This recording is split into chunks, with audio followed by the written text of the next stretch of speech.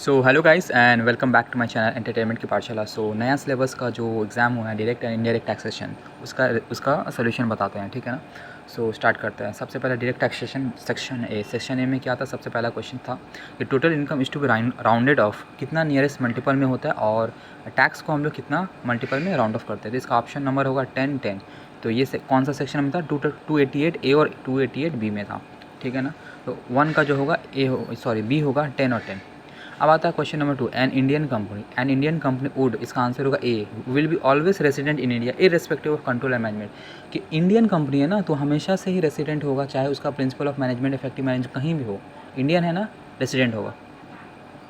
और पार्टली होली ये सब तुम्हारा पार्टनरशिप में था, एचयूएफ में था। कंपनी में सिर्फ दो ही प्रोविजन था कि आइदर वो इंडियन कंपनी होना चाहिए या फिर place of effective management India में होना चाहिए। तो इंडियन कंपनी है, बस मार दो ठीक। 3 में क्या है? If asset from income from asset transfer to spouse will be taxable in the hands of transfer if, इसका आंसर होगा B number, asset was transfer for adequate consideration, inadequate नहीं, एडुकेट कंसिडरेशन होगा। ये साफ साफ लिखा हुआ है, बुक में भी देख लेना। 3 का भी होगा। 4 क्या? विच of the following expenditure on scientific research is not allowed? Option number D होगा, क्योंकि लैंड पे नहीं मिलता है। क्वेश्चन नंबर 5 क्या है? विच ऑफ द ये टैक्सेबल वैल्यू पर being sweat equity share is allotted by employer is, इसका ऑप्शन नंबर सी होगा फेयर मार्केट वैल्यू। जिस दिन ऑप्शन एक्सरसाइज हुआ, वेस्टेड नहीं, ऑप्शन एक्सरसाइज हुआ, लेस करेंगे अमाउंट पेड, जो डिफरेंस आएगा वो परक्यूसिट कहलाएगा, ठीक है।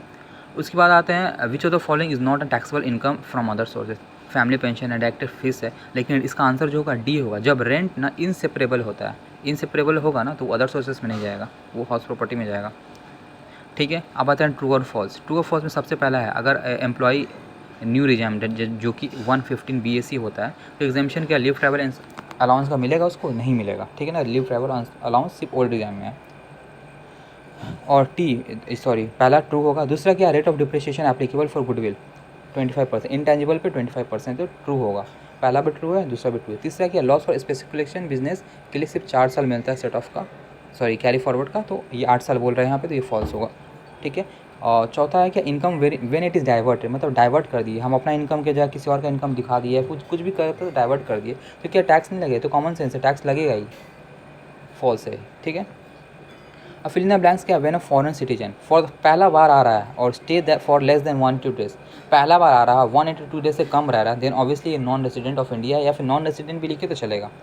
Maximum interest on loan borrow for the purpose of repair के लिए मैक्सिमम जो इंटरेस्ट होता है अंडर सेक्शन 24 जबकि हाउस प्रॉपर्टी में वो मिलता है 30,000 का।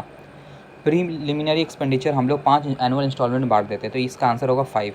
और सीनियर सिटीजन को मैक्सिमम TTB में डिडक्शन जो मिलता है वो 50,000 का मिलता है सीनियर सिटीजन को, तो ऑप्शन नंबर 4 का होगा, वो होगा 50,000, ठीक है। अब चलते हैं GST का MCQs पे।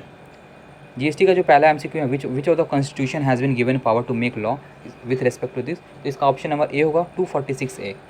दूसरा था, बोल रहा था कि which of the supply are naturally bundle, इसका laptop with along with laptop bag, इसका आंसर होगा, ठीक है। उसके बाद क्योंकि कॉमन सेंस है ना, अब अगर आप लैपटॉप खरीदेंगे ना तो GST जो लगेगा लैपटॉप पे लगेगा, क्योंकि हम लोग पता है कि प्रिंसिपल सप्लाई पे ही लगता है, ठीक है। 3 देखो, अंडर GST कौन सा लाइबिलिटी पहले सेट ऑफ होगा? तो all dues related to previous tax period set off होगा, मतलब इसका ऑप्शन नंबर ए है आंसर, ठीक है। 4 number, under GST law due date of filing final return होगा C within 3 months of the date of cancellation और date of order cancel whichever is later, ठीक है। अब आते हैं क्वेश्चन नंबर 5, क्या बोला? Which is the value should be excluded from e way bill, ठीक है ना। इसका आंसर होगा C value of exempted supply if the invoice has both taxable and exempt goods values, ठीक है। 6 जो है ये jetsam flotsam, obviously इसका आंसर सबको पता रहता है, if they were into India क्या इंपोर्टेड होगा आंसर, ठीक है ना। 6 का बी होगा इंपोर्टेड। अब ट्रू एंड फॉल्स, इसका जो पहला question, one half of the total member of GST in council shall constitute quorum, yes it is true.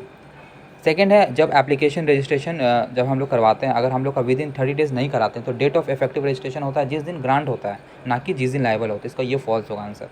तीसरा है, when article exported by India at a less than normal price, then हम लोग safe guard duty नहीं लगाते हैं, हम लोग लगाते हैं एंटी डंपिंग ड्यूटी, तो ये फॉल्स होगा।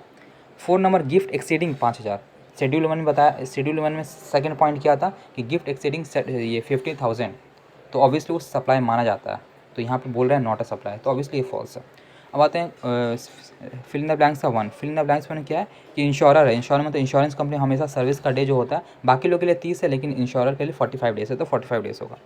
अंडर जीएसटी क्या है ना, सप्लाई अगर हम लोग इन्वाइस इशू नहीं करें, अगर सप्लाई ना नॉर्मली जो है लेस देन 200 होगा तो नहीं करेंगे। तीसरा जो है in case of non resident हम लोग ग्रांट ऑफ रजिस्ट्रेशन कितना देते हैं, पीरियड स्पेसिफाई और 90 days, 90 days which ever is earlier.